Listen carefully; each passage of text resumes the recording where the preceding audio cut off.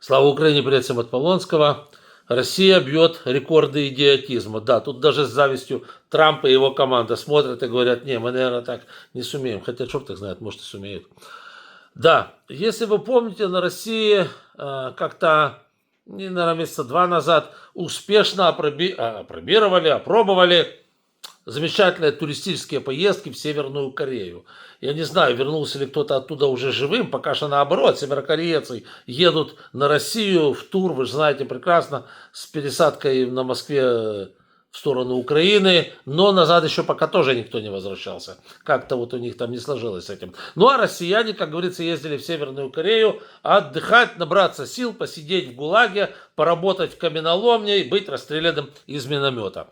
Вот, что там уже получилось, это второй вопрос. Скажем так, тур совершенно уникальный, потому что ни один человек нормальный, из нормального мира в Северную Корею, будучи при памяти и не в наручниках, не поедет. Но россияне, как говорится, и не видят особой разницы из одного ГУЛАГа съездить в другой. Да в чем проблема? Все нормально. Да, но если вы думали, что это, как говорится, предел идиотизма, который есть на России, ни фигулечки, нет.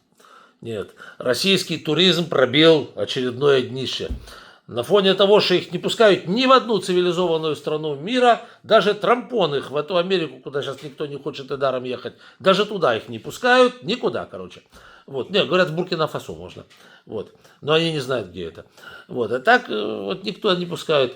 Они придумали Талибан-тур. Да, даже уже зарегистрировано, значит, агентство такое, доменное имя забито, все, Талибан-тур будет работать, поездки в Афганистан. Это ошизеть. Ребята, это еще лучше, чем этот самый, чем КНДР, чем Чучхе, чем Ким Чен Ын вместе со всем северокорейским ГУЛАГом. Да, Талибан-тур, но тут даже, знаете, тут остается только развести руками, и это невозможно прокомментировать. Почему-то создатели вот этой компании, а может и не почему-то, может они и правы, решили, что рашистам понравится проехаться по местам боевой юности. Знаете, там все-таки служило очень много народу, вот как раз в моей части много народу там служило. Вот как раз это был, я как раз был разгар Афганистана, это 83-й год, вот. 4-й год тоже, да, это разгар Афганистана было.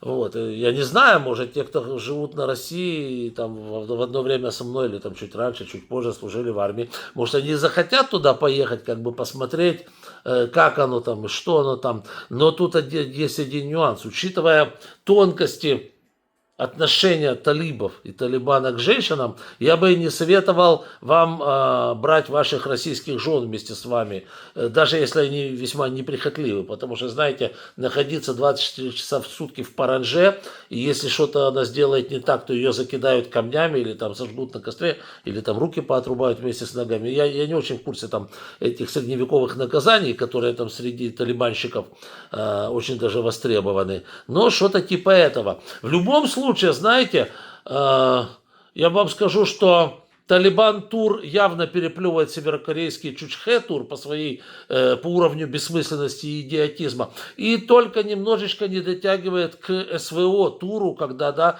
вот этих Ванек-дураков везут в Донецкую область, садят там, значит, в окоп, либо садят там на гольф-кар и посылают в туристическую поездку в один конец в сторону украинских окопов. Вот. Правда говорят, что чмобикам нравится вот эти вот особенно последние моменты перед тем, как в них прилетит дрон. Да, говорят, незабываемое, но никто не может рассказать, что именно после этого произошло. Да, а вот с Талибаном тут просто отдельная песня. Вот. Тур, кстати, обойдется в 100 тысяч фублей. Не очень понимаю, что такое фубль. Это же их деньги. Вот. Какая-то, наверное, видимо, валюта же российская. Да. Вот. И за 100 тысяч фублей, значит, любой россиянин, который служил в Афганистане, либо же не служил в Афганистане, но хочет прочувствовать, что такое окунуться в полное лайно, он может туда съездить за 100 тысяч рублей, хотя они и так в лайне живут.